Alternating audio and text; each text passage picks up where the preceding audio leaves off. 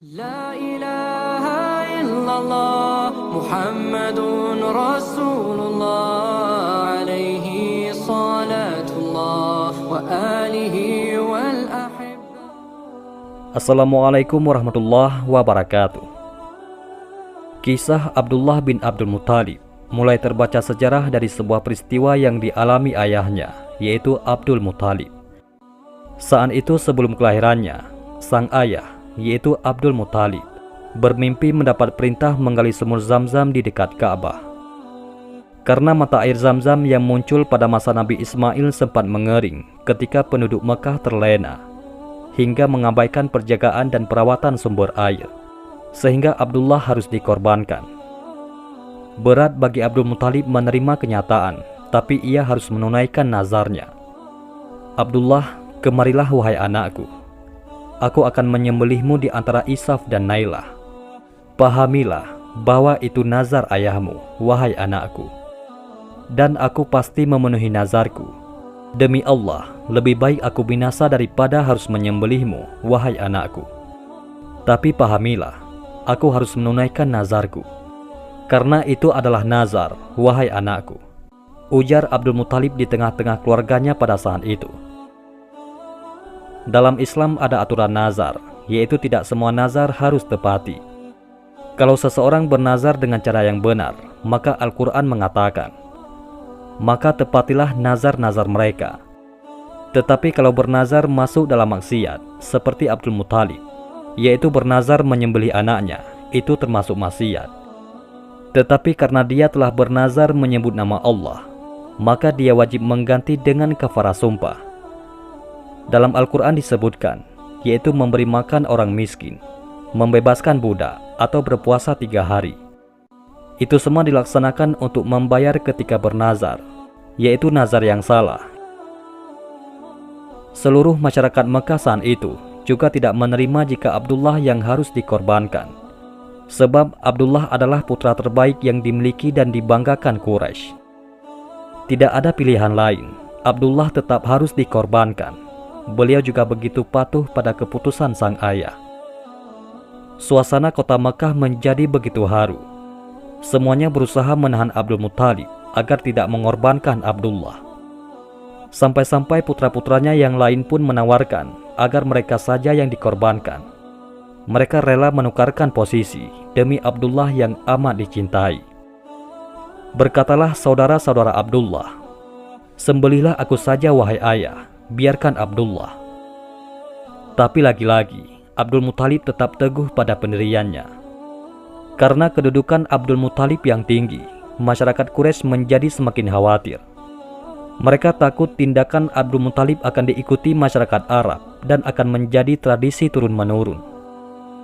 Hingga salah satu di antara mereka mengusulkan agar Abdul Muthalib bertanya pada dukun Yaman untuk mencari alternatif lain memenuhi nazarnya. Maka penyembelihan Abdullah pun ditangguhkan. Ketika itu, salah satu keluarga Abdul Muthalib, yaitu Mughirah, ia berkata, "Kalau begitu, kita pergi saja ke peramal di Hijaz. Semoga saja ada jalan keluar yang ia berikan. Setelah itu, terserah kau mau melakukan apa. Jangan kau sembelih dia, wahai Abdul Muthalib. Jangan kau lakukan sampai kita tahu jalan keluarnya." Beberapa saat kemudian, berkatalah Abdul Muthalib, "Kita ke peramal di Hijaz." Dan akhirnya ditemukanlah jalan keluar. Nama Abdullah dipertaruhkan dengan 10 ekor unta.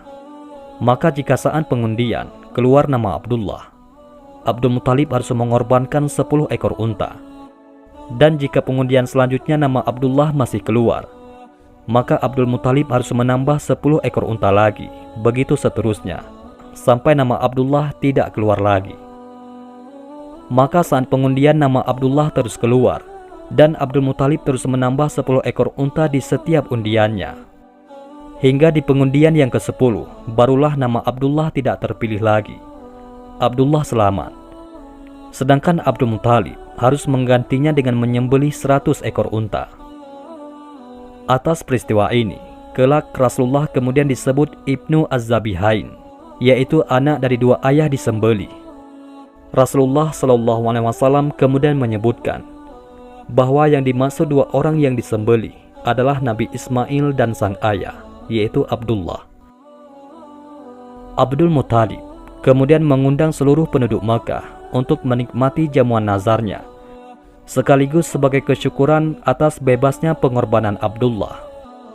Terbebasnya Abdullah dari penyembelihan benar-benar disambut gembira warga Makkah, baik pria maupun wanita, tua maupun muda. Semuanya mencintai Abdullah karena sifat kesatria dan ketampanan, budi dan akhlak, serta parasnya. Apalagi sebuah cahaya terpancar dari matanya, inilah yang dikagumi banyak wanita. Seorang di antaranya adalah Ruqayyah binti Naufal, seorang wanita cerdas dan terpelajar, adik dari Waraqah bin Naufal, seorang yang mengerti kitab Injil dan Taurat. Hampir setiap hari Ruqayyah mengamati gerak-gerik Abdullah. Setiap kali memandanginya, semakin tinggi keinginan Ruqayyah mendapatkan perhatian dari Abdullah. Hingga suatu hari, Ruqayyah mengutarakan isi hatinya kepada Abdullah. Keinginan Ruqayyah untuk menikahi Abdullah bukan karena landasan nafsu. Akan tetapi, ia menginginkan agar ia menjadi bagian dari cahaya yang memancar dari dirinya, yang ia yakini sebagai cahaya kenabian. Tidak hanya Ruqayyah saja yang melihat sinar kenabian di mata Abdullah. Seorang peramal saat itu, serta ahli kitab dari bangsa Yahudi, juga melihat tanda-tanda akan munculnya nabi dari diri Abdullah. Orang Yahudi itu berkata, "Aku melihat tanda kenabian pada dirimu. Seorang nabi akan lahir dari keturunanmu. Bisa jadi dia sudah datang, seorang nabi yang akan mengembalikan agama pada agama Ibrahim. Tanda-tanda itu sudah tercatat dalam kitab kami." Setelah berkata demikian, Rabi Yahudi itu berjalan menuju ke tempat kaumnya dan berteriak, "Celakalah kaum Yahudi yang mencoba membunuh nabi yang akan datang. Celakalah kaum Yahudi yang mencoba membunuh nabi yang akan datang." Bukan tanpa ilmu Ruqayyah menyebutkan ada cahaya kenabian pada sinar mata Abdullah. Ruqayyah merupakan seorang hadifiyah, yaitu penganut ajaran yang lurus. Dia tidak pernah menyembah berhala dan melakukan maksiat seperti halnya kebanyakan masyarakat Quraisy lainnya. Dia juga seorang ahli kitab. Ruqayyah mengetahui sorot mata Abdullah memiliki cahaya kenabian berdasarkan tanda-tanda yang terdapat dalam kitab yang menyebutkan akan hadirnya nabi terakhir. Maka Ruqayyah ingin sekali memiliki cahaya kenabian yang ada pada sorotan mata Abdullah. Ia sempat mengutarakan keinginannya pada Abdullah. Namun ternyata Abdullah telah menjatuhkan pinangannya pada Aminah binti Wahab. Meski Ruqayyah dicatat sebagai wanita mulia, Allah menakdirkan Abdullah berjodoh dengan Aminah binti Wahab, seorang wanita yang memiliki nasab istimewa. Dari kedua nasab tersebutlah Rasulullah SAW hadir sebagai keturunan terbaik Nabi Adam alaihissalam. Setelah meneliti jalur nasab Rasulullah SAW, Ibnu Hisham menyebutkan Rasulullah SAW adalah anak keturunan Adam yang paling mulia keturunannya, dan nasabnya dari jalur ayahnya dan ibunya. Semoga Allah memberikan salawatnya padanya, memuliakannya dan mengagungkannya. Maka benar saja, setelah Abdullah menikah dengan Aminah, Ruqayyah yang selalu mengagumi Abdullah tak lagi melihat cahaya itu pada diri Abdullah. Justru kebenaran cahaya kini ada pada Aminah yang sedang mengandung buah cinta keduanya. Lebih dari itu, keberkahan pun selalu menyelimuti Aminah dan orang-orang di sekitarnya saat Aminah mengandung putra semata wayangnya. Di suatu malam, Aminah, yaitu ibunda Nabi Muhammad SAW, bermimpi bahwa ada cahaya yang menyinari dirinya, yang menyinari istana-istana di Syam dan Irak. Maka bukanlah orang-orang sembarangan yang dipilih Allah Subhanahu wa Ta'ala untuk mempersiapkan nabinya. Abdullah bin Abdul Muthalib selain memiliki rupa yang menawan, beliau juga memiliki karakter yang mulia dan keahlian yang dibanggakan. Di masyarakatnya, Abdullah dikenal sebagai seorang yang ahli berburu, ahli memainkan pedang, serta ahli dalam perniagaan. Karena kepiawaiannya dalam berdagang itu, beliau sering ikut dalam rombongan kafilah dagang Quraisy ke Syam ataupun Yaman. Inilah sifat dan karakter Abdullah yang diwariskan pada putranya kelak. Perpaduan karakter yang lembut juga tegas yang kelak dibutuhkan bagi putranya dalam mengemban tugas kenabian. Abdullah pun diizinkan kembali untuk berniaga ke Syam.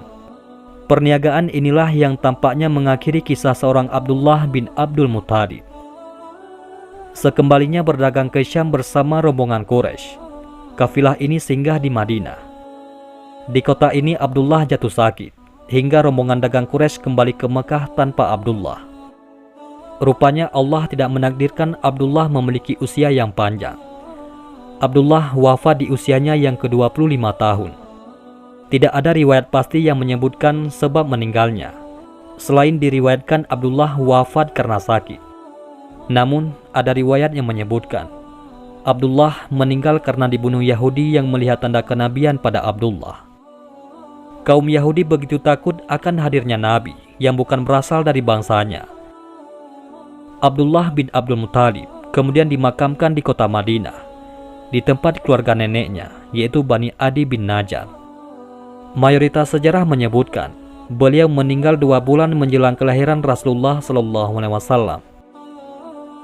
Adapun status keimanan Abdullah saat wafat, para ulama berpendapat bahwa Abdullah termasuk golongan orang-orang beriman, sebab beliau termasuk golongan ahlul fatrah, yaitu hidup di masa kekosongan wahyu dan kerasulan.